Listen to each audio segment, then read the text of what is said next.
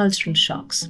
I think you moved out of France to live to US for the first time, right? Oh yeah, for me it was really hard, and I hadn't envisioned how hard it was going to be, because I thought I was good at speaking English, and I was really bad. I arrived in Texas, and I couldn't have a conversation with anyone. I couldn't ask for my way.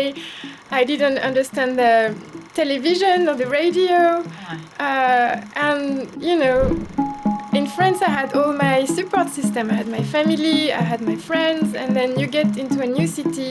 I had a 1-year-old. I was pregnant. I didn't speak English. And I found myself in the suburb of Houston. And I was coming from a Parisian life, Okay. But what is a Parisian life? I mean, well, in my head, I was this cool girl who had a lot of friends, knew a lot about fashion. We were going for cultural events. There was a lot happening in Paris, even though I had a baby. I led a busy life, the movies, the theater, whatever came our way, we would just jump on it. But the suburb of Houston, as French, you are used to like how you dress well, you go out, you go for coffee, whatever. But the way of life is very it's not very casual in a way. Like people pay attention, and all of a sudden I was in the suburb of Houston, and people were wearing sailor shoes.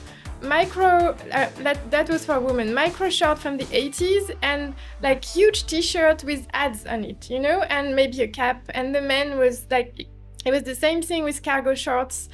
And I was, wow, like, who am I going to be here? Because this is so different from what I know, I come from the city where everything is pretty, everything is convenient. Here I have to drive, I was a very bad driver. I was really scared to go behind the wheels. So all of a sudden my life was completely different, and I couldn't communicate with anyone. That was the worst of it. Yeah. With the expat life, it's so uncertain. Yeah.